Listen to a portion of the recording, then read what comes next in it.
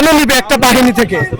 ডেপুটেশনে নিয়োগ করে তারা এখানে আবাসিক করতে চায়, যেটা সম্পূর্ণ বেসামরিক প্রতিষ্ঠানের পরিপন্থী। আমাদের এখান থেকে হাজার হাজার বেকার যুবক আছে, তাদেরকে নিয়োগ দেওয়া হোক। সিভিল এভিয়েশন অর্গানোগ্রামের কেন নিয়ে 36 মাসের জন্য ট্রেনিং দিয়ে আবাসিক বিভিন্ন সুযোগ সুবিধা দিয়ে লক্ষ লক্ষ টাকার অপচয়, যেটা আসলে আমাদের নিরাপত্তার জন্য হুমকি স্বরূপ। কারণ তারা সরকারি অর্থের অপচয় করে, তারা সর্বোচ্চ 36 মাস থাকতে পারে, তারপর আবার চেঞ্জ করে আনে, যেটা সিভিল এভিয়েশনের অর্গানোগ্রামে সম্পূর্ণ বহির্ভূত।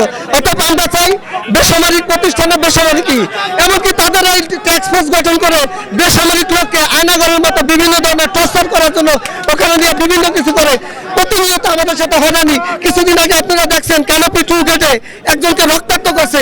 এরকম প্রতিনিয়ত আমাদের চোখ খুশুল করার জন্য, খারাপ ব্যবহার করার জন্য, ঢুকতে আসতে যাইতে সবার সাথে বন্যরা বলে সুন্দর শিশুরা মাতৃ করে। সিভিলিয়ানের জায়গায় বেসামরিকের জায়গায় সামরিকের স্থান নাই।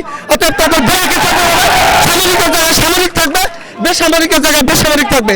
অনতিবিলম্বে নতুন সার্কুলার এবং যারা কন্ট্রিবিউশন তাদেরকে পার্মানেন্ট করা হোক, যে আমাদের কাছে এটাই দাবি আমাদের। দেশ জুড়ে তোলপা ওয়ালটন ফ্রিজ কিনে আপনিও হয়ে যেতে পারেন মিলেনিয়ার।